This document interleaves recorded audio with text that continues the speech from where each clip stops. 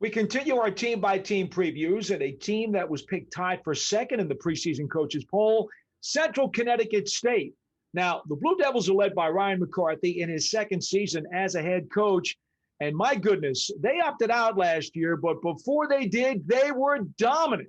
They were 11-2 overall in 2019. They were undefeated in NEC play, led the league in offense and defense. And so we welcome in Tyshaun James, the outstanding wide receiver, and Trey Jones, the outstanding linebacker, as well as Coach McCarthy.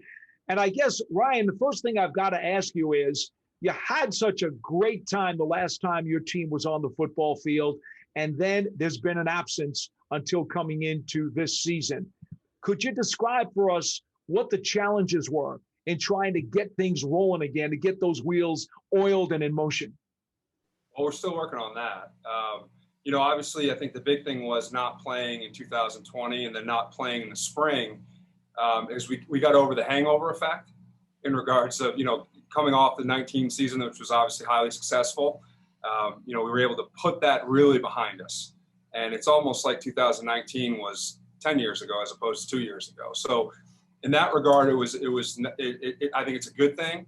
On the flip side, obviously, we dealt with a lot of issues that a lot of other people did as well. We only had 10 spring practices. We were limited in the fall. I do think from our standpoint, not playing was a good thing. And I believe that because I don't know ultimately, seeing what I saw in terms of, some universities and programs played one game, some played 4, some played 3, some played 10. And I never really was able to dive into playing a certain amount of games in the spring and then turning it back over and playing in the fall, preparing in the Arctic, all those things that went into it. And I think getting back to structure and discipline, the things that, and normalcy, which our kids needed, being in the weight room, and then obviously getting into spring practice was incredibly important. For Tyshaun and Trey, how important is leadership within the locker room, not just from the coach, but from you guys in the locker room to get this thing going again at such a high level as when you guys left the field last time? Well, I think Coach says it every day, we got to police ourselves. And I think that's one thing that we all harp on, is just holding each other accountable. That's what you got to do. The coach is going to coach. They're going to do what they can to put us in the best position to win. But it's up to us as players to police each other and make sure we're doing everything, seeing every detail in the game, watching film, doing everything in practice that's going to translate over to the game. And I think we've done a pretty good job of that in 2019, so we're looking to repeat that. Tyshaun, could you give me an example maybe of something that you've seen in terms of trying to keep the guys unified and together? Is it maybe something that's even off the field, even maybe when you're not at practice? Are you guys doing other stuff together? I know it's been a difficult year and a half for everybody. Oh, yeah. We just have group chats with the players and stuff like that, and just text them and see how they're going, because a pandemic is new to everybody. So you want to make sure everybody's mental health is straight and everybody's good and stuff like that. And then I try to get guys together to watch film, or guys that I'm around that aren't far away to come in and do extra workouts, just so we could all be on the same page once we hit camp and then in the season. For either one of you, Tyshaun or Trey, last time you guys played, the tremendous season that you had, and then fell to Albany in the playoffs. But now you're back for another run at it.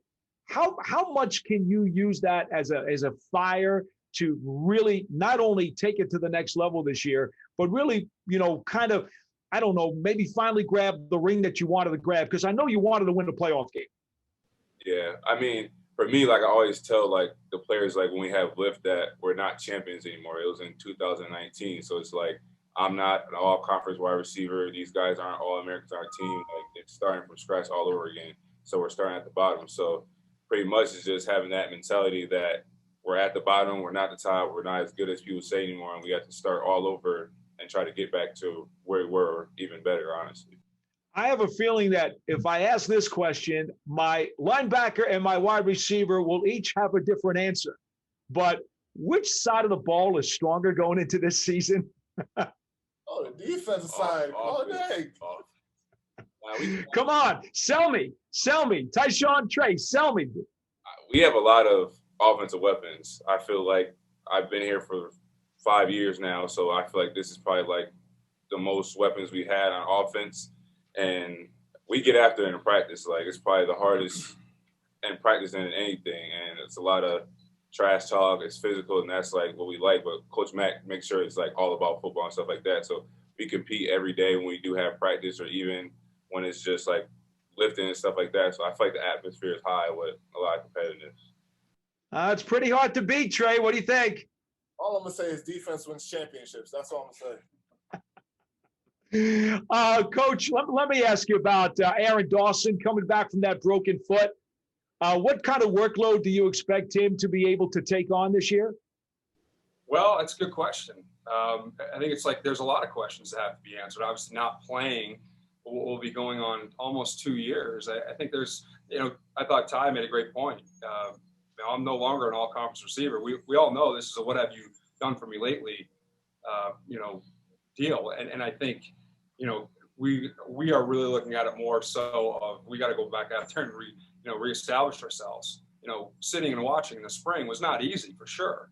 We had an opportunity to watch other people play, and we knew what the situation was going to be. And I think that fueled more of the fire for our players. So I think, ultimately, and again, Tyshaun hit on this, the ability to erase, what happened a long time ago and move forward and take things on a day-by-day basis is important.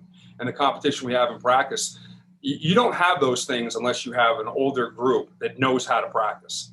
And I tell the players all the time, you get paid to practice. You play the games for free. And that's the truth. I mean, we're going to rattle the cage all week long, and then on Saturdays, we're going to let them out of it. Finally, Winchester was a quarterback who had all kinds of accolades the last time you guys played. You've had a lot of time now to try to sort out your quarterback situation going into this year.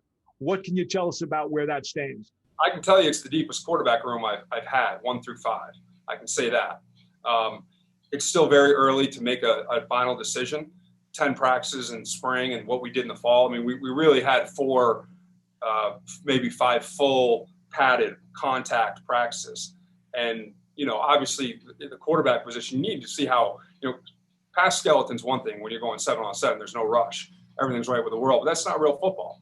We need to see what it's going to be like when the bullets start firing. And going back to Aaron, I mean, Aaron had a phenomenal year, but I've probably said this 1,000 times, we didn't know what Aaron Winchester was going to be. We didn't. He was replacing Jake Dolegala, who has been in the NFL for the last few years. We didn't realize exactly what we had. And I remember the first time we had an opportunity to watch him throw, I think he threw half his passes into the ground, the other half went over the head of our receivers. So I had 20 eyeballs looking on me from the other coaches saying, what the heck did we just bring in here?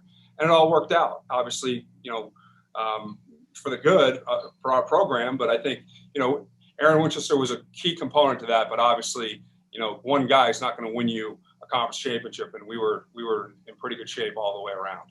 Well, Coach, I'll tell you one thing. I know Tyshaun does not let any footballs hit the ground. Okay, I've seen him play. I know that doesn't happen. Wish you the best of luck, Coach. Tyshaun, Trey as well.